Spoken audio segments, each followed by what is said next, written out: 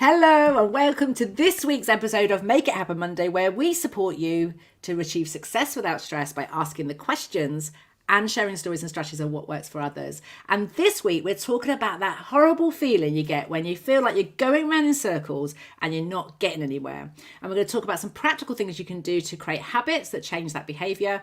And also I'm going to be talking to the wonderful Karen Williams. You may know her. She's a good friend of mine and a book mentor. And she's going to be sharing what helps her authors get out of that bind when they're going around in circles and feel like they're getting nowhere, and what happens for her personally.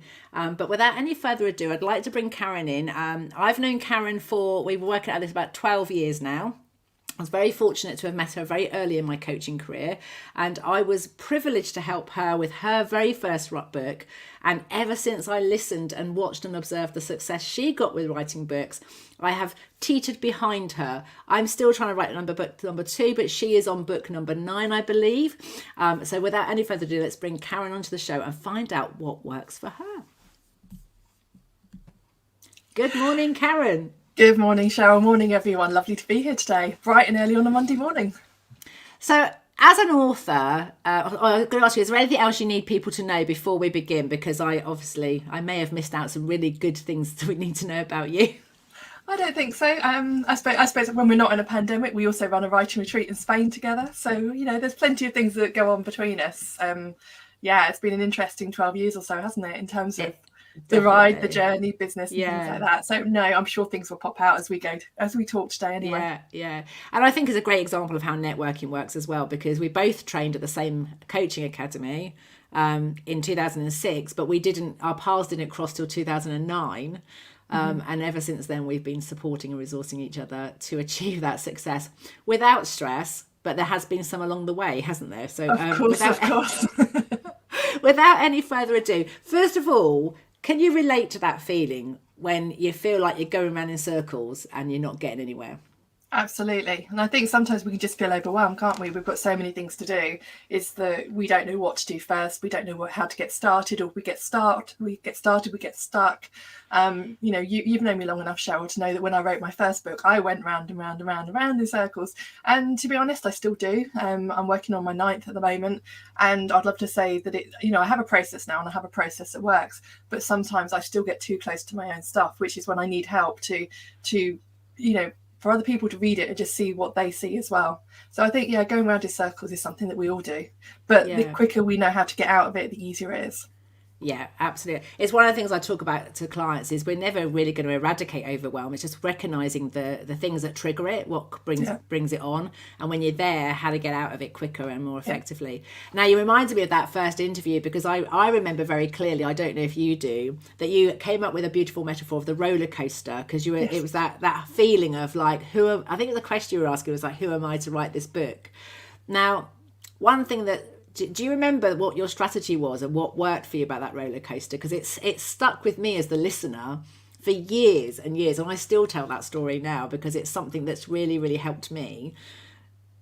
I think I'm not a great roller coaster person. It's something my husband loves doing. I'm not really that sort of person. And I think when you're on a roller coaster, you feel like you're out of control, when you've got your stomach in your mouth, and you feel like you're turning up and upside down, and that could be really, really challenging. But I think if you're referring to this, is that you can actually, when you're riding your own roller coaster, you can stop, you can get off, or you can stop and enjoy the view. And that's the thing, isn't it? It's about being able to press that stop button, that pause button, wherever you are. Maybe not when you're hanging upside down, but wherever you are, you can press that pause button and. So I remember you describing it as you at the peak of the roller coaster, hitting the brakes, and you created in your metaphorical world this platform that you could step off. Yeah. And of course, it was about, for you, I think it was about seeing the big picture again and reminding yourself, because like you said, you get quite close to it, don't you? And then you don't see the sort of the bigger perspective, or you can't see where this piece of work fits in with everything else. So thinking about that then, for you, when you're in that sort of roller coaster, overwhelming, stomach flipping, what's the first thing that you do? What's the first thing that happens for you to get from there back into a place of clarity and confidence? There has to be a conscious awareness, because it's so easy to stay in that place if you don't consciously become aware that you're in that place, and you can waste so much time, going round and round in circles. I suppose the first thing for me is just pausing and just going, okay, so what are the priorities? What's the first thing that needs to happen? What's the second thing? What's the third thing? So I would say that is the case. That is the case with every day that I work, every day that I am. It's looking at, what needs to happen, when does it need to happen, and where can things be slotted in, and also when am I at my best to do those things. Because I could say, oh, I've got a really busy week, I'm going going round and round in circles, I'll write my book at 7 o'clock in the evening. That's not going to work for me because I'm not at my best at that time. So I think, yes, it's being able to pause and then prioritizing probably is what works for me. Yeah, pause and prioritize. And pause is definitely something that's come up a lot as I'm writing my second book, as I said to you. And I think it's so, and I'm just curious as well. There's a pause that happens because you've become aware you're overwhelmed, which would be more reactive. And there's the pause that happens that's more proactive, that you just do on a regular basis. Yeah. So what sort of kind of pause works for you then? What is it that helps you to get that clarity, to sort of start thinking about the priorities? Gosh, it really depends. A pause can often mean stepping away from the laptop or stepping away from a computer to actually. So I'm thinking about in a work-related situation is going old school, pen and piece of paper, post-it notes on a flip chart pad. So that's the sort of thing that works for me. Sometimes prioritizing electronically as well with electronic to-do list with my CRM system. So that could be another thing that works. It really depends on the situation and the mindset that I'm in. Sometimes you have to step away, and sometimes you just need to, just delve in and go, okay, what are the priorities? Pen and paper can be great as well. So it could be pen and paper, it could be flip charts, or it could be on your CRM. And sometimes you have to step away, and sometimes you have to delve in. Mm-hmm. So what happens just before you know that you have to step away? As you said, there's proactive and then there's reactive. So proactive is just setting yourself up for success, or setting myself up for success in the morning, going, okay, what am I doing? When am I doing it? And what's realistic as well. And reactive is kind of like, oh, I'm in overwhelm, I need to step away, and it's that conscious decision. And probably the proactive is more right, what do I need to do? And then the reactive is more about stepping away. Yeah. So obviously your line of work, you work with you book for authors or as a book mentor. And I know, because I've worked alongside you, and I often get involved with you and support you, like you say, on the writer retreats, or even with clients that perhaps really are unable to unpack their overwhelmed process. They can't work out why they keep getting triggered. But typically, what is happening when an author is feeling like they're going around in circles and they're not getting anywhere? In your experience, what's sort of happening? So for an author, there's a couple of things that could be going on. One, it could be their belief systems. It could be their self-belief. Then they start to wonder if they know enough, if they're good enough, if they have got enough to say, if people want to read it. So they can go around in a bit of a bind in that respect. Sometimes it is time. It feels like they don't have enough time to do it. But then the danger of that is they waste time not doing it because they're going round and round in circles. And actually, if they did step away, they could achieve. You don't have to have a huge amount of time to actually make the most of that time. That's the sort of thing that people tend to go through. Because they're working with me, they have the accountability, and they also have somewhere to go if they're feeling stuck. So that's the benefit of working with someone like myself, to keep them on track. And one of my clients said to me, I can't remember her exact words now, but because I've got belief in her, she has belief in herself. And that was really touched me in that respect, because I do totally believe in her, but actually me having that belief in her means that she's got belief in herself, and that was really powerful. Yeah, I think it shouldn't be underestimated, because there's three things I heard then. So it's like a mindset and a self-doubt. So that's that inner voice that's sort of questioning: have I got enough? Do I know enough? Am I good enough? That kind of thing. The other thing is the time, isn't it? So you're juggling your personal responsibilities, running a business. Usually, in your case, when you're working with authors, and I guess it's closely linked to the mindset thing. But that's about someone outside of you believing in it. And you did say earlier that sometimes you have to step away, sometimes you have to delve down, and sometimes you need to get another person's perspective. And I think that's the bit, in my experience, and I know I'm guilty of doing this, that I leave that one till I'm really in overwhelm before I get that feedback or peer support. It's almost like I'm struggling to get it perfect or good enough before I get any reviews or any feedback from people. So your clients, obviously, when they come to you, they've made that decision, whether it's because they've struggled for ages or they just know in advance it's going to be. So what's the first thing that happens when you work with a client to help them to manage that mindset stuff, manage their time, and also to keep that self-belief going? What's the first thing that happens? So the first physical thing that tends to happen, certainly for my one-to-one clients, is we meet up for a day together, and we actually, you know, I get to know them, I get to know how they work, and we map out the whole book and we do the planning. Because I think the worst thing that an author can do is actually start writing without a plan, because you can waste so much time. You can get in such a bind and go round in circles if you don't have that plan. For people who might be on my Smart Author System program, they follow the modules. So I've got recorded modules basically over 6 weeks, and they can follow my process through that and do it by themselves. So it is about the plan and getting into that mindset, I think, beforehand. So that's the first thing that happens. But I think with me and clients is knowing that there is no one size fits all. And I think, you know, I've been doing the book mentoring, I've been doing for 8 years now. So I know that I can share habit tips, I can share strategies that work for other people. But it's also about knowing that everybody's different. Some people might not struggle with self-belief, and I have some clients who don't. You know, they don't struggle with lack of self-belief, I should say. But most of them know that if they've got a call with me, they're going to get their backside into action and get something done. Very rarely do people come to a call unless I know about it in advance, unless they need that bit of motivation and help. Yeah. And I think that's where I think we can underestimate the accountability. And that's where a coach or even a really good accountability buddy, where you do feel that you're committed to showing up. Because I think if you've got accountability where you feel you're okay to make excuses, and I say that lightly because I really want to emphasize that sometimes it's deemed an excuse by other people when actually it's your process. You and I know that I've gone on a bit of a journey with my book.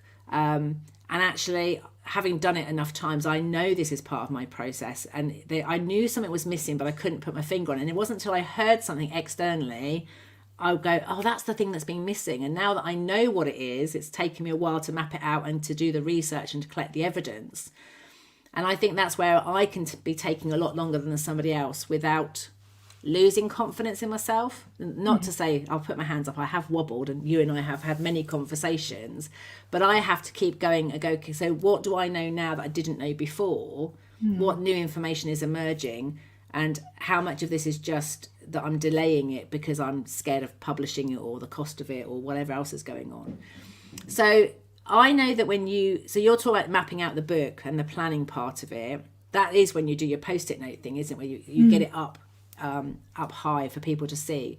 So for the viewers that are watching this on replay, or if you do join us shortly, just think about your own habits in terms of going around in circles, because it's really easy when you to not realize that it doesn't matter how creative or how random you think you are, we all have a process, don't we? I remember on the retreat you said to me, Cheryl, what's the first thing you do with your clients? And it was that moment when I was like, oh yeah, there is a beginning to this process. So here's the first thing. However, that's the start of it, isn't it? So once you've got the process mapped out and they've got the plan, and that can help with mindset, then what happens regarding time in terms of what's the sort of habits that writers need to form or you found have worked for you and other people? So from a time point of view, I always say to clients, if they can dedicate 3 to 4 hours a week to work on their book, and that is quality 3 to 4 hours a week. It's not just 3 to 4 hours a week of, oh, I'm going to sit here and stare at a blank screen for half a day. But quality 3 to 4 hours a week, you should be able to write a good first draft within 6 months. If you're looking at, say, a book that's typically about 50,000 words. And if you've got more time, you might be able to write it quicker. If you've got less time, it might take a bit longer. But that's the value of having a good plan. But also with the plan, it's knowing the plan can evolve, that the plan you create right at the very beginning may change when you suddenly realise, you know, something's in the wrong place or things need to be moved around, or there's a chunk missing that you explore your concept for your book and you realise that, you know, you've got less to say about something and more to say about something else. And that's okay as well. But certainly from a time point of view, you know, 3 to 4 hours a week, which is half a day, or half a day a week or an hour a day, you know, it's perfectly doable for many people. So from a time perspective, that would be my piece of advice. But it's about quality, not quantity, because you could write 4,000 words, or even 2,000 words in an hour if you're really focused. So you might not need that time. Yeah. And just for everyone who's watching Karen smile, she is talking about me, because she knows that I could sit down and write 70,000 words in about 4 hours without any problem whatsoever. However, I would start repeating myself and going around in this circle and start then doubting it and then losing that clarity and losing the confidence. And so I've learnt that for me, I have to go back to that short chunks and go, right, what's this one piece I'm going to write about today? And then I have to have a break from it and do a little bit. The planning could be done over bigger chunks of time, but the writing has to be done in short. Even if I've got the whole day, I need to do a little piece, then go for a walk and have a break from it, because it's finding out what works for them. And so there's the thing here is 3 or 4 hours a week. It could be 1 hour a day or a half a day, and that's doable then to get this book written in 6 months. And I'd say to anybody then, if that's the case, is think about your own overwhelm, this feeling of going around in circles. If you were to map out the process, what's the first thing that happens? What's the second, the third? And going from that sort of having clarity. My book is called From Overwhelm to Clarity, but your model might be different to mine. I'm sure it will be. Once you've got the process there and you've got the time then to reflect on it and to map it out, that's one of the big advantages of writing a book, isn't it? You get to know your own stuff. You get to know yourself really on another level. And I think you discover stuff about yourself that does work. And you also discover stuff about yourself that doesn't work, because I know that that's part of the challenge for this second book. I will not publish it until I'm walking my talk. And I've realised that pause thing, the rest, restore and recharge, I don't think I'd quite mastered that properly yet. And so I'm going through that process of it and realising that that's what I've been encouraging or seeing my clients work out they need, but I haven't done it yet. So you're going to learn about yourself in that process. So this thing about self-belief then, what is it that works for you and your clients to maintain that self-belief? In your experience, what have you heard and seen that works? There's a couple of things. Affirmation, external affirmation can help as well. So, and one of the things, if people are really struggling with this, I suggest they have cheerleaders to help them. So maybe, and I know this is something that came from yourself, Cheryl, when you worked with a client a couple of years ago, is actually when you've got a group of people who are saying what they love about your book as you're writing it, and you've got them to, you're sharing bits with them and they're telling you what they like, and when you feel a little bit braver, they can maybe critique it as well. That is one way of doing it from a self-belief point of view. And having someone like myself or another book mentor or a friend or an accountability partner just to cheer you on is for me, it's important. I've got loads of habits outside of this, but I think that would be the biggest thing around the self-belief area. Yeah. And I think I want to add to that, because that's the listening detective. I think it's people just don't know and don't understand that. I think they sort of get to a certain age and think I should be able to, assure myself, and I should be able to, give myself credit and be okay with it. But there is something magical that happens when you hear it or see it outside. So whether you see that testimonial or that affirmation written down, or whether you hear it, depends on the way that you process information. Assuming that you're open to hearing it and accepting it as, you might think it's rubbish, but the fact that somebody else thinks it's great is about, acknowledging that is their perception and that is what they perceive. It can make a massive difference to your own awareness.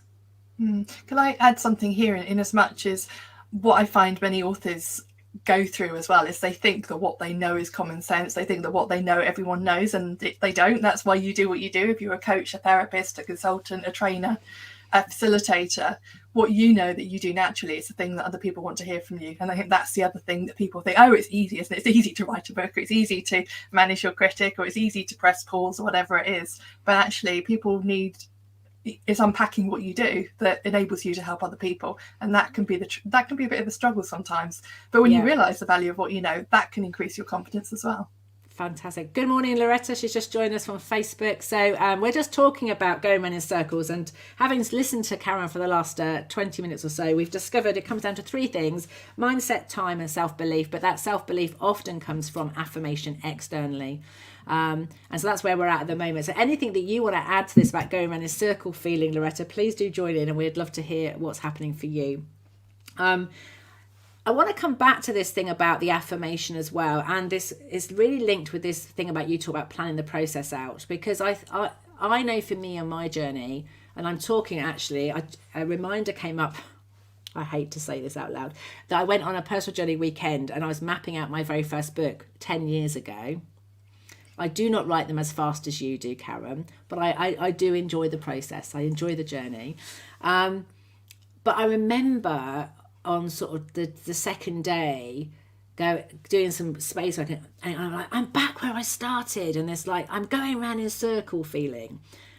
And it was only in that moment I went, oh, it's a cycle rather than a circle. It's like an iteration of it. And I know with the book writing journey, it's very, very representative of life, because you sort of get your first draft, don't you? And you think you've finished. You think you've finished the process, and then you have another iteration to go.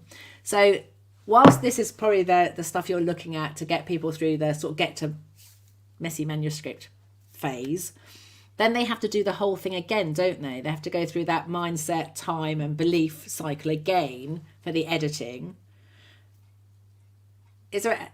So what works, what have you noticed that really resources and supports people to get through that? I've got to do that again now, but with another layer with a different perspective almost. It's a different, your attention is somewhere different, isn't it, the next time round? Yeah, so there's a couple of things. I've been working with a client who came to me with a lot of words written, but they weren't quite the right words in the right order. So we've been working together since, I think we met up in August. So we've been working together for 4 or 5 months now. And for him, what worked is almost like, stripping it back and go, okay, what you were saying earlier, Cheryl, what's the first thing, what's the second thing, what's the third thing, and remapping everything out. One of the things that worked for him is something I said to him, and it was, he's the sort of person where he would rewrite something and then add a load of stuff, and actually that load of stuff he's already written before. So that was the worst thing. So what I suggested he did is he printed out a chunk of his book, and I said, take it away from your desk, get some highlighters, coloured pens, and actually work out where things need to go. Don't add a load of more stuff because you've probably written it already because you know what you've done. And that was really, really beneficial to him. I set him with a deadline of getting me his complete first full draft manuscript by this morning, and I noticed he sent it to me about 7:45 this morning. So obviously that worked because he's got the whole thing in one place now. So that can work certainly for some people. And I'll come back to you in a minute, Loretta. I have seen your comment. I'm going to come back to that. But what that reminds me of is, one, that sometimes having less time can be actually a real good thing because you simplify it. For other people, having less time means they almost panic, and so it is about checking in with your own process and what works and what doesn't work. But I want to just add in this just repeating of stories that have already been told before. From a listening perspective, my experience is that the person themselves isn't hearing it. So that's when they're having that feedback from somebody else and saying, you've repeated that 3 times already, because it might be that's a really important part of it. And the challenge is that they're not acknowledging it. They haven't heard it, or they don't feel that it's been witnessed or honoured by somebody else. And that's why we keep, in a conversation, where you've got friends who repeat the same thing over and over again. I might do that sometimes. It can sometimes be because they haven't heard it or they haven't felt like it's been heard. Yeah. And so I think it's important when we are going around in circles things to slow that thing, like you said before, pause, really listen to what you're saying and what you're writing. I'm definitely going to come, no surprise, I'm going to get my way remembering I have got a day booked out for my book on Wednesday, so I will be working on everything that we're taking. I've got a free coaching session for you today. Just want to go back to what Loretta's watching. It's so interesting that knowing about how you do what you do is so key. All experts with their skills make it all look so easy. It's really important, isn't it, that we remember this, Karen, because to translate what we know for somebody else to be able to learn from it, we do have to do big picture steps, don't we? Sort of, in mine I've got 7 steps to clarity. Here's the 7 steps. It's really simple. All you have to do, and there's a lot of that going out now with the age of information, and that's what a lot of us authors are writing. Yeah. It's important as the author writes it that they understand the little nuances, all the little bits of information that goes in between those big steps. And definitely for the consumer to remember that actually there's a lot that you already know about your own process. And often when you're reading somebody else's, you only need perhaps 1 or 2 steps to improve your own stuff. You don't need to know the whole lot. So just sort of aware of time and sort of just to wrap up, if you were to, I didn't tell her she's going to get this question, by the way, so she's going to throw her now. What would be, from what we've discussed, what would be the three things then you think are key to changing, you know, that feeling of going around in circles and recognizing it may be a cycle? What works for you? It just in summary, just to sort of wrap up for today's show, whatever I want to call it. Meeting, show, call, something or other we're doing today. What was the question? I lost the question. So, well, that's because I was going to summarize what I've heard, and I just maybe what I've heard is it does come down to mindset. So that's that planning and mapping out processes before you start. Then it's setting time to do it, whether that's time to check in with where you're at or actually get the writing done. And then there's this external affirmation. That seems to be the three things that have come from our discussion today. Is there anything else that you'd like to add? Yeah, I think you alluded to this a moment ago, and I was about to answer it, and then it just completely went out of my head.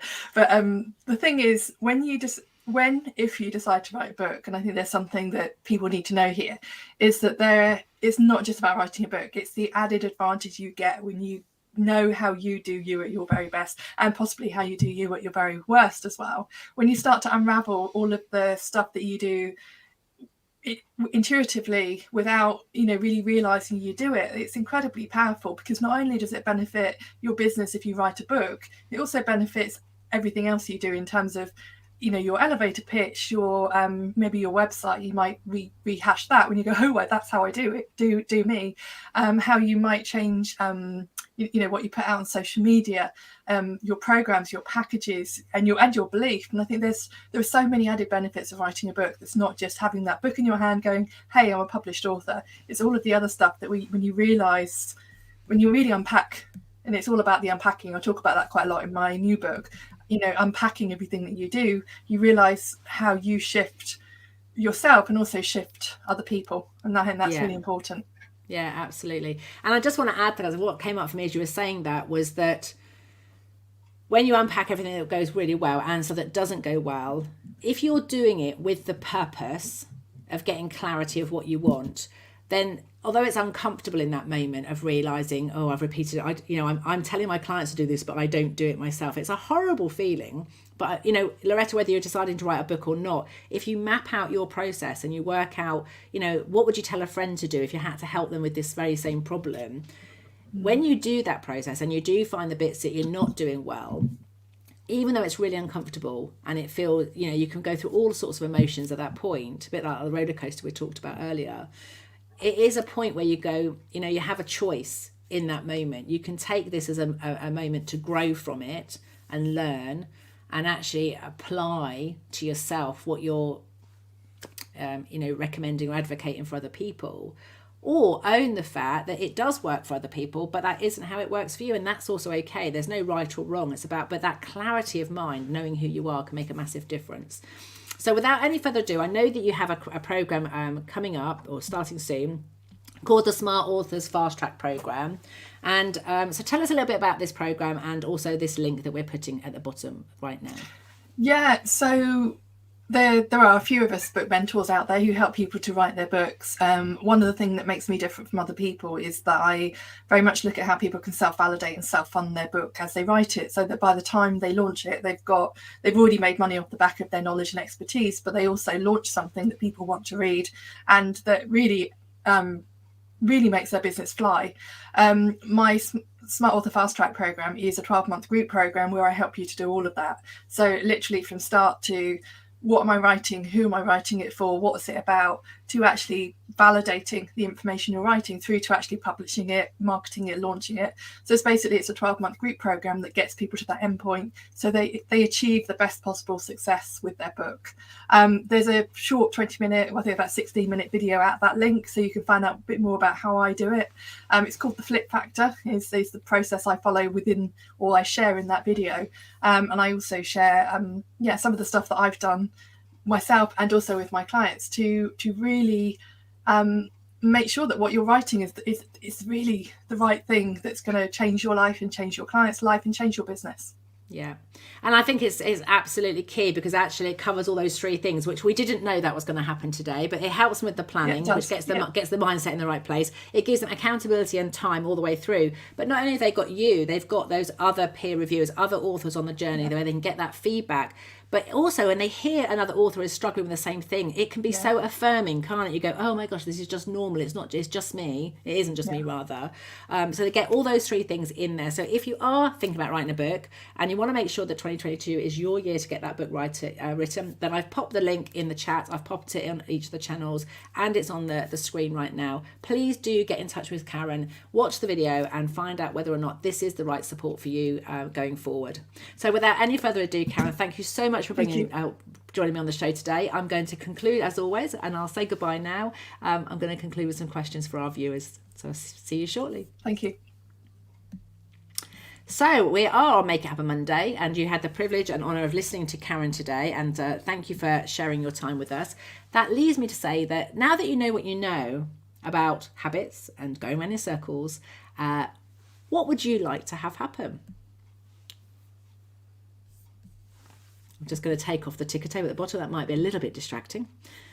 So thinking about what you know now, what would you like to happen? And if you want to share that with us, that would be great. Write down your outcome and just notice if you're talking about what you want or what you don't want. If you talk about what you don't want or less than, or you want to, something to stop, then just think about when that stops, you don't have it, then what happens? And keep going with that until you have an outcome that's talking about what you want. Then, how do you need to be for that to happen? What kind of you is that you? Whether it's someone that's proactively pausing and thinking about, what you'd like to happen today, what is working, what's the process that's going to get you from where you are now to where you want to be. What kind of you is that you that makes that thing happen that you want? And last but not least, what kind of resource support might you need? So just thinking about it might be just some time, it might be a glass of water, pens, paper, it might be, as we've talked today on the show, it might be somebody external to you that is affirming, that is helping you to get access to that wisdom inside you, that's affirming and assuring that what you're thinking, they can help validate that, because they can say from their experience the impact it's having and share that with you and support and resource you through that change. As always, if you haven't got the right support and resources and you'd like to know a bit more about it, then please do get in touch, because I'm more than happy to listen and find out whether or not I'm the right support for you. And if not, I know wonderful people like Karen that I can refer and recommend you to if I'm not the right support for you today. Without any further ado, have an amazing week. I'll be on LinkedIn all week this week talking about habits and sharing some of the tools and resources I've collected over the years that have helped me to change behaviours that don't serve me. Have an amazing week. See you next Monday. Bye.